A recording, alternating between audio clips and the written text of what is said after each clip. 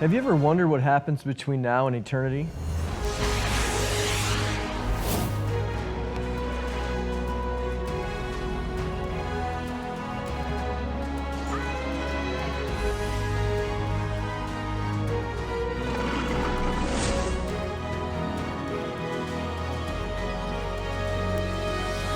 Hi, welcome to the program today. My name is Mano Gonzalez, and I'm here in studio with Bill Salus.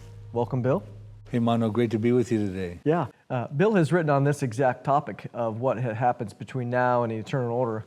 Bill, share with us, if you will, what you've been doing over the last 5 years as it relates to this series and really getting into what we know as the eternal order. Absolutely. Thank you, Mano. Yeah, we just completed the 5th book in a 5-book end-time series called the Millennium Prophecies and the New Jerusalem.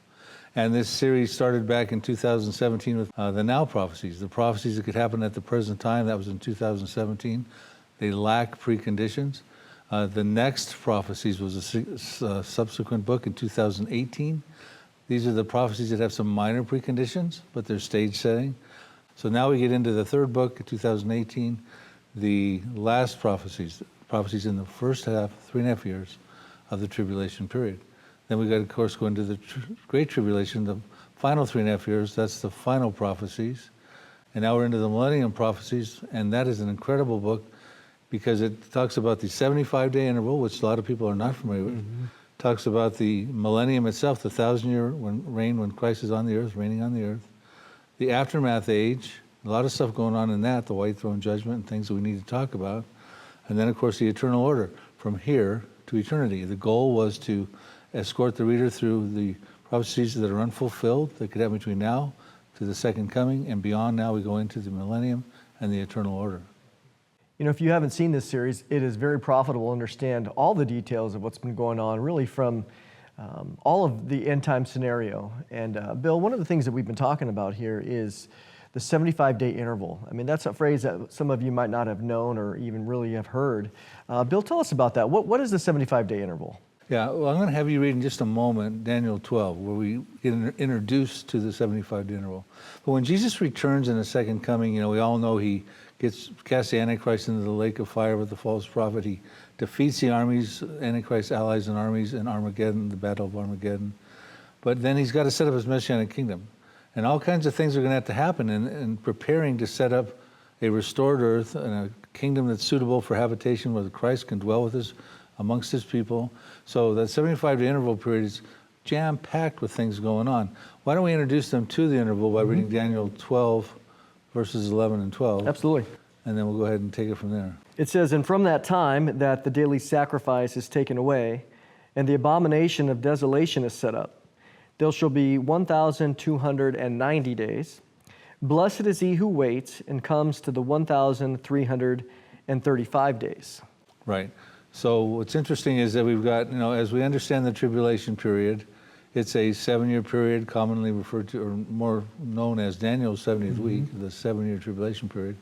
We have different references in how that period splits up into 2 sections, a first half and a second half, 3.5 years in each one, 1,260 days, 42 months, etc. So we're real clear there's 2 different sections, a first half and a second half. That's, but then what Daniel's now saying is that, okay, the second half, you got 1,260 days. No, you have 1,260 days, that ends the tribulation, but then you got 1,290 days. What's that? The abomination of desolation is going to stand, and for 1,290 days, it's going to go 30 days past the second coming of Christ. It's going to be still erected in the temple, the tribulation temple. Then he goes, but blessed are those that even go beyond that to the 1,335 days, another 45 days. And they're going to be blessed because they're actually the ones who are going to enter into the kingdom, the Messianic kingdom, the millennium. So what we have is we have 1,290 days, a 30-day part of the 75-day interval, and then we have 45 days, the other 45 days of the 75-day interval. And in those, just let's talk about some of the things that are going on that Christ has got to do when he gets back and starts to get ready to deal with the Messianic kingdom. Well, let's summarize for just a second. I mean, we have 1,260 days that are mentioned in Scripture, especially as it relates to the Great Tribulation or the midpoint of the tribulation. And so there's a lot of numbers going on. We see that in the book of Daniel. So kind of, if you will, share with us how we get from 1,260 days to the 1,290. Right, so that would comprise the 75-day interval. In that first, now I think this is all going to happen in the first 30 days of the 1290-day period he's talking about. Some of them may go actually into the second 45 days of the 75-day section. But we're going to have the Antichrist and the false prophet are going to be cast into the lake of fire. Satan is going to be bound for 1,000 years in the bottomless pit. The earth is going to need to be restored because after all the seal, bowl, and trumpet and bowl judgments, we're told it's going to be like an old garment that is burned, melted with fervent heat. The works in it will be burned up. So we're going to have to, Christ is going to have to restore that earth so it can be suitable for habitation in the Messianic kingdom. He's got to bring back the Jewish remnant to Israel that had been, the Antichrist had been trying to commit genocide of the Jewish people during the second half of the tribulation. A faithful remnant will emerge. Jesus Christ will rescue them. He will bring them back into Israel. That's got to happen, and that's going to probably happen in that subsequent 30-day interval section. Then you're going to have the resurrection of the Old Testament saints. King David's got to come back. Abraham's got to come back. You know, Daniel and all these. Noah, all of them, yep. And so here comes the faithful remnant being brought back by Jesus Christ into Israel. It's going to be an incredible thing when they're coming back. The tribulation saints are also going to be resurrected, probably in this 30-day interval. They're going to mourn the Messiah. Zechariah 12 tells us that they're going to be mourning the Messiah. And I think that's going to be a 30-day period. I point out in the book the biblical precedent for that. The one whom they had pierced. Then they're going to be, Christ is going to have to go in then and get rid of the abomination of desolation. Clean that up. It stands for 1,290 days. You can't have. Now, meanwhile, a lot of people believe that abomination of desolation is actually the image of the beast. So presumably the image of the beast, while Christ is still on the earth, the resurrected saints are coming back, is still standing in the tribulation temple. And there are still people on the earth who have the mark of the beast, because when Christ destroys the armies of Armageddon, he's destroying the armies at Armageddon, right? That have surrounded themselves there, you know, in the Valley of Megiddo or whatever, you know, Jehoshaphat, ready to go to war against. Right, and they're not the civilians necessarily. Yeah. There's civilians with the mark of the beast scattered throughout the world, right? And meanwhile, while these things are going on, the abomination of desolation, the image of the beast is still probably standing till that 1,290 days. The mark of the beast people are still on the earth. And then you have the marriage supper of the Lamb. So Jesus is bringing us down, the bride. He's the Lamb of God. The church is his bride. We've been having our wedding feast and consummating our marriage in heaven during the tribulation period. We've got raptured. We're in heaven. We're not appointed to God's wrath. We're consummating our marriage in the format of the Jewish wedding model. We get into that in the book and the DVD. And then he brings us back for the marriage supper of the Lamb. Guests who attend the marriage supper are the Old Testament resurrected saints and tribulation saints. And also you're going to have these sheep Gentiles, which we'll need to talk about, because I think what concludes the 75-day interval, the 1,335 days, is the judgment of the Gentiles. And you have sheep who are saved Gentiles, and you have goats who are unsaved and have the mark of the beast Gentiles, and there's a lot of them. So that period right there is jam-packed before we even get into the millennium. That's a 75-day interval. Are there any one of those particular topics you'd like to discuss? Well, let's come back to a summary on that. I mean, we know that after 1,260 days from the midpoint of the tribulation, Jesus returns on that. And oftentimes we think, oh, when Jesus returns, he comes out of heaven, he destroys the army that's there, and then it's just a cleanup. And so we have this extra 30-day period, or 30 days, as well as the additional. So there's so much going on that you've written about here, and it's very, very detailed. Oftentimes, I know for me, growing up, thinking, oh, when Jesus comes back, he's just going to clean it up, and everything all of a sudden is wonderful, and that's not the case. There actually is some mopping up to do, and when we think about all those various things, one of the things, if you don't mind, really speculate with me a little bit, which I think would be interesting for our audience. Why do you think Jesus leaves the abomination of desolation set up for 30? I mean, he's been here for 30 days, right? He's come back. He's annihilated the armies, as you mentioned, the direct armies. Why does he leave it there? Well, that's the $50 million question. You would think, like you said, he's going to get in here, everything's going to happen instantly, and we're going to kick into the 1,000-year period. But like we just said, there's a whole lot of things that have to happen. In fact, there's going to be a lot of evil ones on the planet when he comes back. Yes, he's going to get the Antichrist and the false prophet in the lake of fire quickly. Satan's going to be bound for 1,000 years into the abyss with a great chain.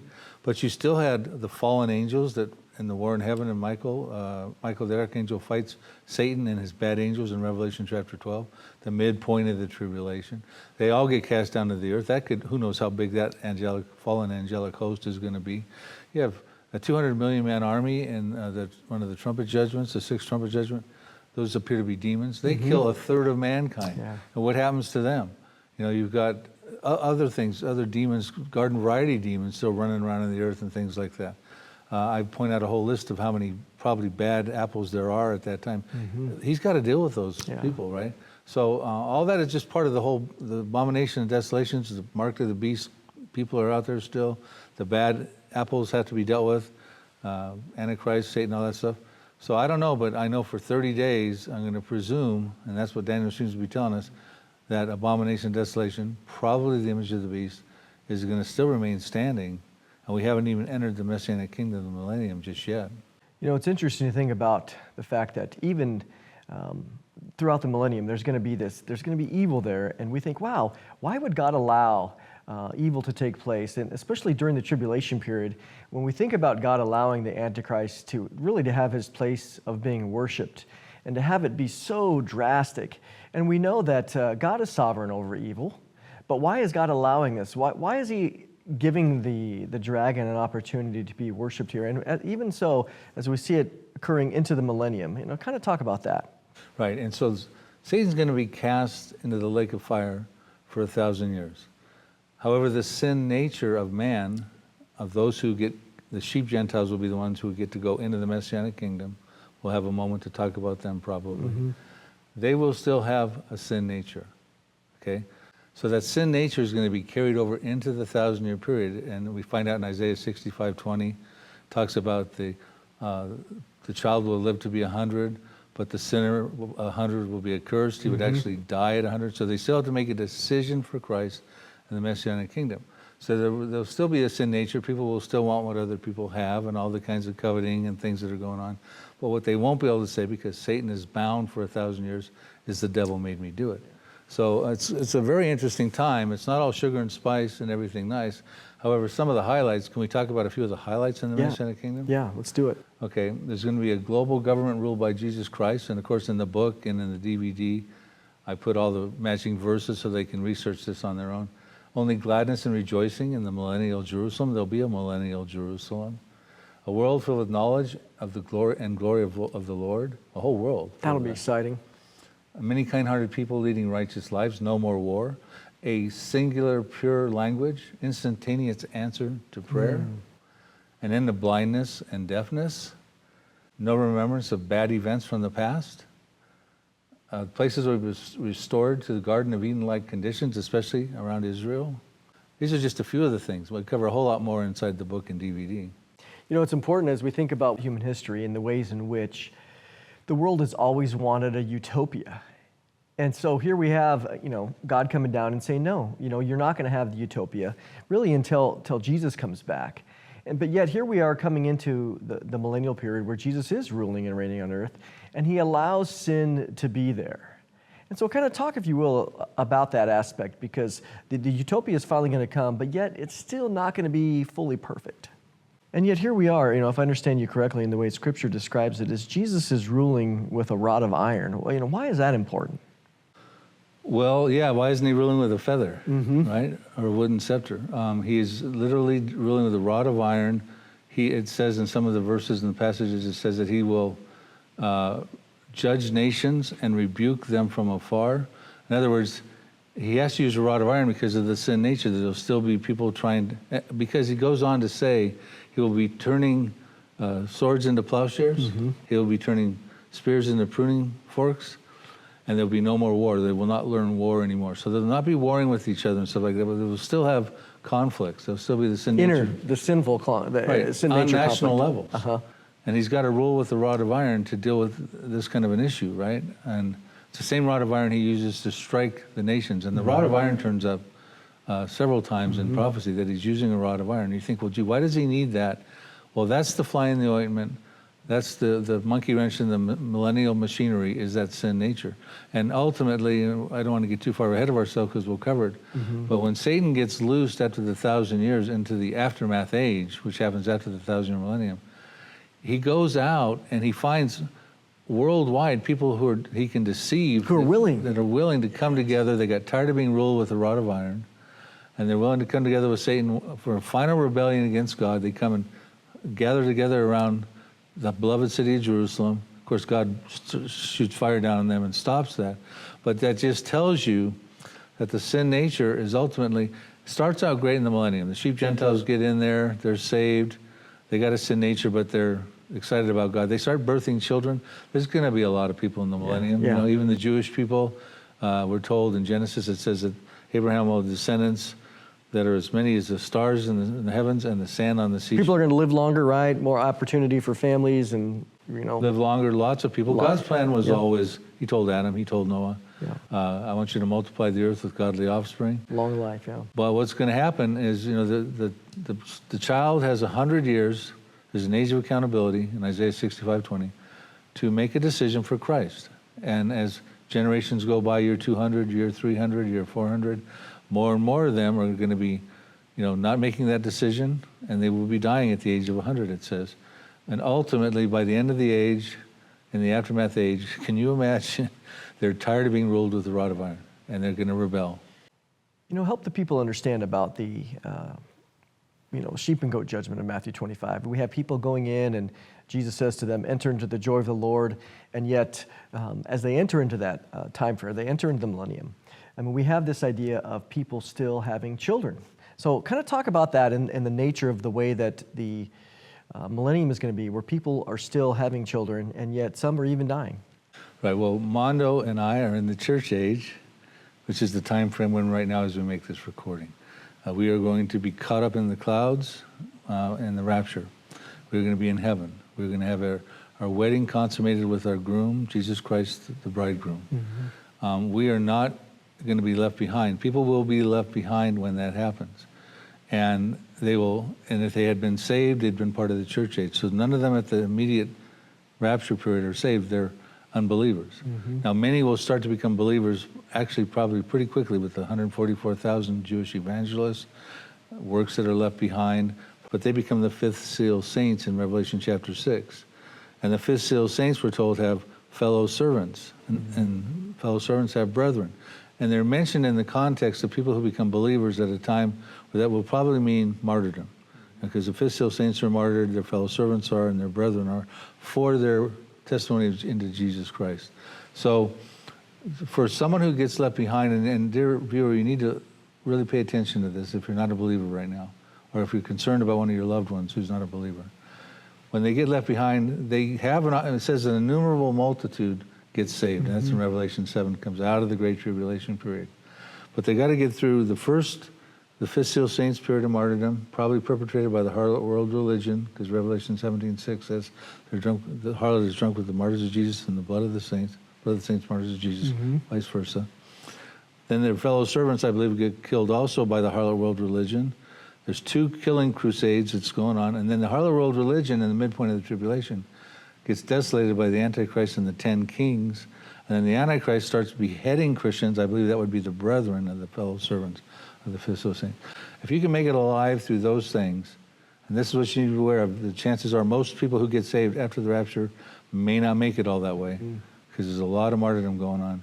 You're the blessed, if you're a believer, you're blessed, and you'll go into the Messianic kingdom. Into the Messianic kingdom. And those are people who get left behind, who get saved. They're different than us right now. We're church saints, and we're going to reign with Christ in the millennium as church saints. He makes us kings and priests, and he's got a role for us in the church age. It's really important for us to understand the ways in which that we are going to be there in our glorified bodies, and which is distinct between what we see with the tribulation saints, what is often called, as they get to go in their normal bodies. But we will be there in the glorified bodies, ruling and reigning with him, being Jesus's really right-hand workforce in accomplishing his mission. And so if you haven't really taken a lot of time to study this, I really encourage you to get this book, because Bill has done a tremendous job of giving us all the details. I mean, details that you wouldn't really know are in the Bible, but he's pieced them all together. And so we're going to take a little moment here for you to see how you can get this tremendous book. As you've heard today, Bill Salus began writing about the biblical roadmap to the future several years ago. His new book, The Millennium Prophecies and the New Jerusalem, takes a look at a subject most Christians know little about, the things that take place on earth after Jesus returns. We're making the Millennium Prophecies available today for your gift of $25 or more to help support the work of Prophecy Watchers. Shipping, as always, is included anywhere in the USA. Just call the toll-free number on your screen 24/7 or visit our online bookstore at prophecywatchers.tv, and we will get this encouraging book on its way to you. We also have put together a special package of all 5 of Bill's books in this End Time series.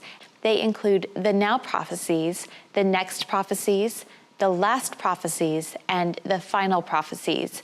When you purchase the Bill Salus End Time book collection for your gift of $100 or more, we're going to send you all 5 of Bill's books in the series, including his brand new Millennium Prophecies book. And we're going to add a beautiful coffee table book by Tony Evans, Experiencing Israel, a $30 hardback book that will take you to Israel's most important and memorable places. Each month, the Prophecy Watcher magazine arrives in thousands of mailboxes all around the world.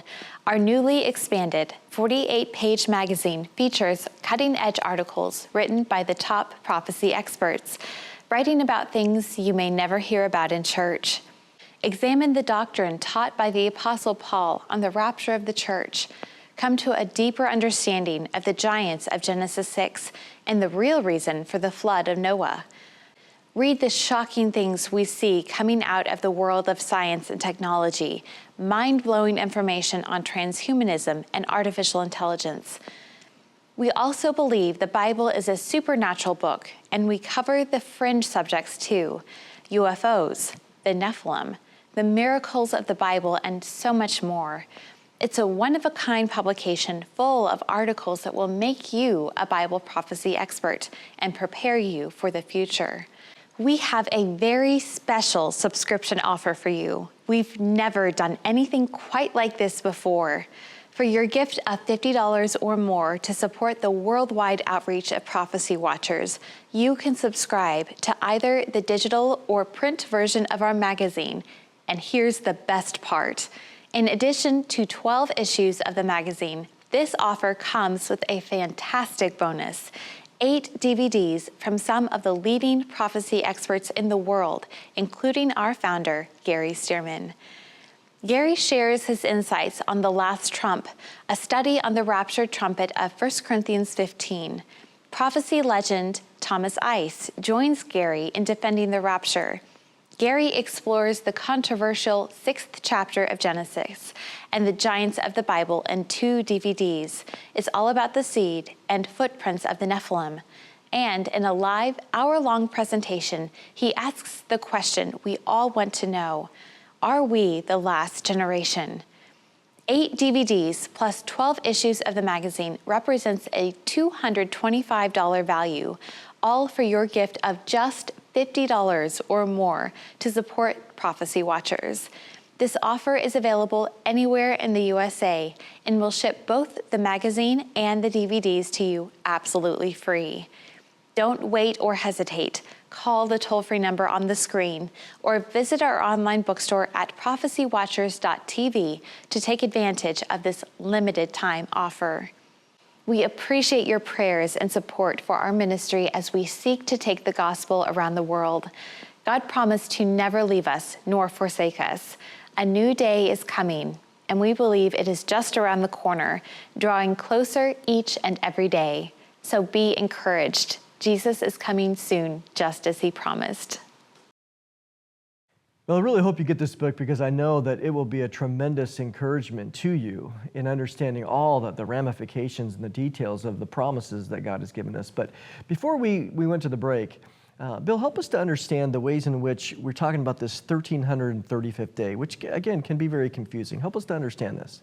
Okay, so in summary, the second half of the tribulation, which starts from the abomination of desolation, spoken of by Daniel and Jesus Christ in Matthew 24:15, is when Jesus talked about it. There's 1,260 days, and then Jesus Christ comes at the second coming at that 1,260 days. But then Daniel says there's 1,290 days, so there's 30 days that goes beyond that. Christ is already here now. 30 more days, the abomination and desolation will still be erected and standing, probably the image of the beast. And then there's a 45 days after that. He says, blessed are those who wait for the 1,335th day. Those will be the people who survive through all the tribulation, and they go into the Messianic kingdom. So that's what Daniel was talking about. But then you get into the millennium, the 1,000-year period. We'll talk more about that perhaps in the next show. Yeah, we'll definitely have to do it again, because when we think about this 1,335th day, it's a time frame when a lot of things are happening between the 75-day interval. And so remember that. There's a lot going on here, and then the 1,335th day is one of blessing. Blessed are all those who make it till this time. But we also know that it correlates well with what we see in Matthew 25. And so if you don't mind, talk a little bit about the sheep and goat judgments that we see in Matthew 25, which help us to understand some of the things that are going on in that 75-day period. It's very interesting in Matthew 25 where he talks about the conditions as to why they get to go into the Messianic kingdom. Of course, they're all saved. No one unsaved gets into the millennium. They're saved, they're believers, but they do acts of kindness. Now, the sequence of events we're talking about here in the Great Tribulation period, the second half of the tribulation, none of these people we're talking about can buy or sell because they're not going to take the mark of the beast. They can't participate in the global economy. They're going to be hungry.